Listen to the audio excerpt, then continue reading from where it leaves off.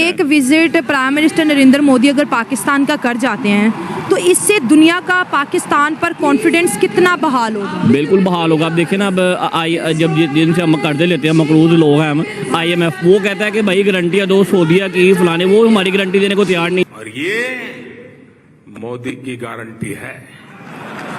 ये तो वो वाला हिसाब हो गया, कहीं पर निगाहें कहीं पर इशारा। ये आपके इरादे हैं क्या? इंडिया के साथ हमारे रिलेशन होना ऐसे है जैसे हमें भूख के लिए रोटी की तलाश है। भूख खानी जरूरी हो गई है, रोटी खानी जरूरी हो गई है, भूख के लिए पानी पीना जरूरी हो गया है। इसी तरह हमें जो है ना एट द एंड 110% इस वक्त तलब है कि नरेंद्र मोदी साहब आए, हमारे मुल्क में आए। मोदी बहुत अच्छा कर रहे हैं, वो अच्छा करते आ रहे हैं और आगे भी अच्छा करते रहेंगे। सबको यही उम्मीद है। मोदी एक अच्छा लीडर है, खुली बात है, सबसे अच्छा लीडर है। पाकिस्तान में आज तक मोदी जैसा लीडर पैदा ही नहीं हुआ है। मोदी जो है ना, मोदी भारत की तारीख का एक बहुत बड़ा लीडर है। उसने जो है ना हिंदू जो अपना सोसाइटी है उसको प्रमोट करके वहाँ पहुँचा दिया, जिसके लिए हमारे जो बंदों ने जो कुछ सोचा भी नहीं होगा ना, मतलब उनके लिए पॉपुलेशन एक बहुत बड़ा प्रॉब्लम था। उसने पॉपुलेशन को हथियार बनाया है। दुनिया को किसी भी किस्म का स्किल्ड बंदा चाहिए, वो भारत देता है। तो इजराइल के बाद भारतीय कामगारों के लिए ताइवान ने दिल खोलने के साथ अपने देश के दरवाजे भी खोल दिए और खबर है कि भारत और ताइवान के बीच एक समझौता हुआ है। तो ताइवान ने कहा है कि एक MOU साइन किया है जिसके अंतर्गत वो कह रहा है इंडियन वर्कर्स की उसको आवश्यकता है। ताइवान 1 लाख इंडियन वर्कर्स को हायर करना चाह रहा है। तो जिन वाकयात का वो जिक्र कर रहे हैं वो तो हमारे नॉलेज में है ही नहीं। उसके बाद उसने इंडिया की एक रेपुटेशन बना दी है। अब जितने भी मुस्लिम कंट्रीज है, मैं देख रहा था कतर है, UAE है, जैसे आपने बताया सऊदी है, वो सारे उसके साथ मिलना चाहते हैं। चीजें ये ना कि इंडिया किसी पर डिपेंड नहीं कर रहा, इंडिया अपनी चीजें प्रोवाइड कर रहा है। वो जितनी इंडस्ट्री है, जितनी चीजें हैं, वो अपने घर में बना रहा है। जैसे टेस्ला की आप बात कर लें, उन्होंने इंपोर्ट नहीं करी, उन्होंने कहा जी प्रोजेक्ट इंडिया। चाइना की 2/3 प्रॉपर्टी जो डेवलपर्स हैं वो डिफॉल्ट कर चुके हैं। I mean US is relying heavily on Indian subcontinent, और उसका रीजन ये है कि they have found a trustable partner. Bharat के साथ अब दोस्ती के नाम में एक और नाम जुड़ गया है, वो है ताइवान का। जी हाँ, ताइवान चाइना से हमेशा खिलाफ रहता है और चाइना कभी भी ताइवान से जीत नहीं पाता, क्योंकि वह छोटा होने के बावजूद अपने आत्मसम्मान से पूरी तरह लड़ने को तैयार रहता है। ताइवान ने भारत से श्रमिकों यानी मजदूरों की मांग की है और बहुत बड़ी संख्या में भारतीय श्रमिक ताइवान को चाहिए ताकि वहां पर कंस्ट्रक्शन के काम चल सकें। इसके साथ ही अब पाकिस्तान की आवाम की आंखें भी खुल चुकी हैं। वो सोच रही है कि कैसे भी नरेंद्र मोदी एक बार पाकिस्तान आ जाएं तो पूरी दुनिया में पाकिस्तान के लिए विश्वास बढ़ जाएगा और उनकी जो औकात है, जो उनकी गिरी हुई जिंदगी है, वो संभल जाएगी और उनकी अर्थव्यवस्था सुधर जाएगी, क्योंकि मोदी की गारंटी है और मोदी जहां जाते हैं वहां पर दुनिया का विश्वास कायम हो जाता है। तो दोस्तों देखिए जबरदस्त वीडियो, कैसे पाकिस्तानी गिड़गड़ा रहे हैं और चाइना तिलमिला रहा है। आप इंटरनेशनल न्यूज़ देख लें, वर्ल्ड अफेयर देख लें, दुनिया की जो इंटरनेशनल न्यूज़ें हैं उनको आप देखें जाके, वो आपको हकीकत बयान कर रहे होंगे। हमारे कई ऐसे पाकिस्तानी जिन्हें दिखाया ही नहीं जाता, ना वो देखने के लिए तैयार है हकीकत। तो भाई इसी तरह ही देखा जाए तो हमारे कई ऐसे मुस्लिम हैं जिन्हें अभी तक नमाज पढ़ने नहीं आती, वो कहने को काफिर है और वो अल्लाह का नाम ले रहा था। मुझे वो बड़ा अच्छा लगा। प्राइम मिनिस्टर मोदी, जी मोदी साहब ये नाम ले रहे थे, अल्लाह का बता रहे थे, जिक्र बता रहे थे। इंडिया के साथ हमारे रिलेशन होना ऐसे है जैसे हमें भूख के लिए रोटी की तलाश है। भूख खानी जरूरी हो गई है, रोटी खानी जरूरी हो गई है, भूख के लिए पानी पीना जरूरी हो गया है। इसी तरह हमें जो है ना एट द एंड 110% इस वक्त तलब है कि नरेंद्र मोदी साहब आए, हमारे मुल्क में आए। खैर मियाँ साहब ने भी बोला कि मैं इंशाल्लाह ताला नरेंद्र मोदी साहब को पाकिस्तान वेलकम करूँगा। लेकिन एक बात मेंशन आपको मैं कर दूँ, जो हमें दिखाया जाता है ना बड़े जुल्म सितम हो रहे हैं जम्मू कश्मीर में, जैसे बताया जाता है कि भाई वहाँ पे जंग हो रही है, नरेंद्र मोदी ये कर रहा है, वो कर रहा है, कुछ भी नहीं कर रहा भाई। जम्मू कश्मीर की आप बात कर रहे हो ना, जम्मू कश्मीर तो इस वक्त बांग्लादेश और जम्मू कश्मीर का कंपैरिजन आप कर सकते हैं। क्या बात कर दिया आपने? ये कर दिया है कैमरा वो भी सर, देखे ना जम्मू कश्मीर कहाँ चला गया। अब बांग्लादेश में वो टेक्नोलॉजी नहीं होगी जो तुम्हारे जम्मू कश्मीर में टेक्नोलॉजी है।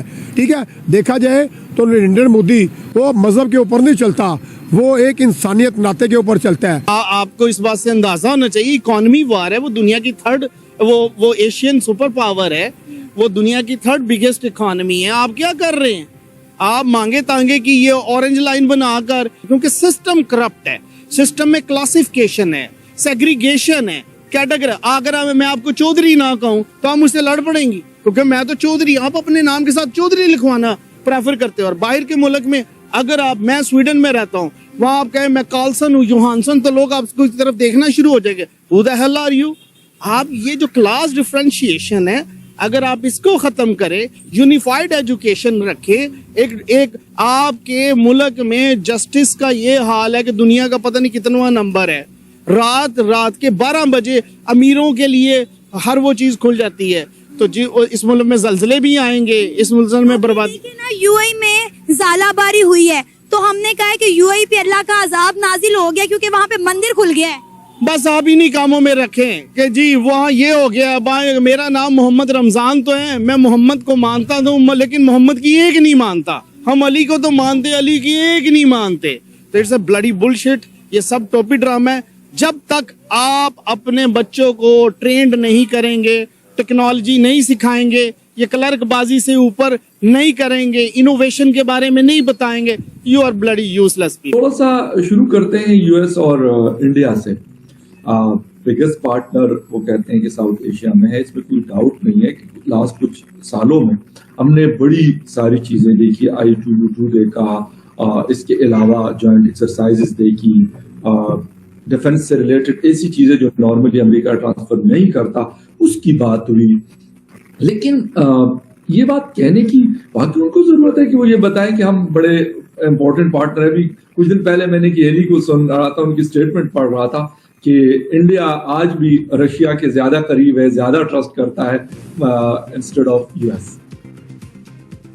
Instead of what? यूएस।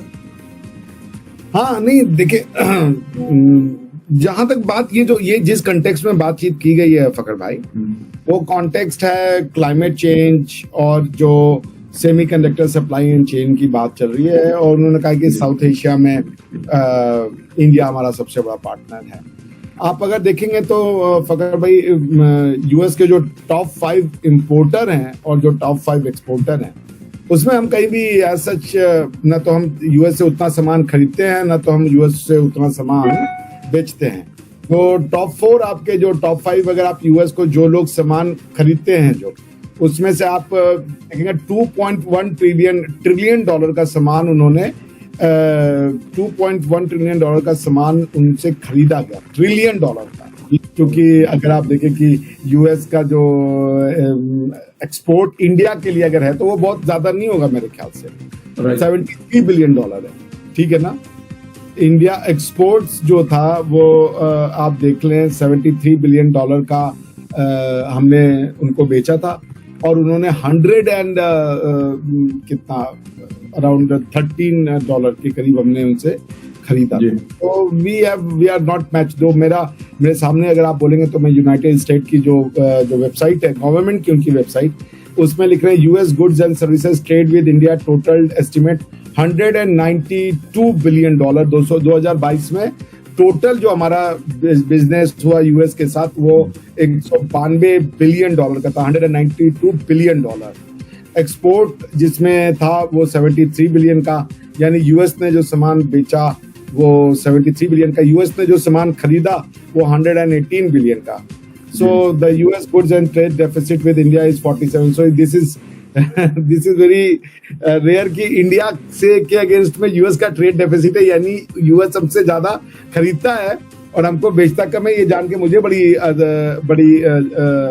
जिसे कह लीजिए अचंभा हुआ मुझे कि we are selling more to US than to any other country. But तो आपको ये वीडियो कैसा लगा कमेंट बॉक्स में जरूर लिखिए। इस वीडियो को लाइक कीजिए, शेयर कीजिए, सब्सक्राइब करना ना भूलिए आपके चैनल EFC.Z को। तो मिलते हैं अगली वीडियो में। जय हिंद।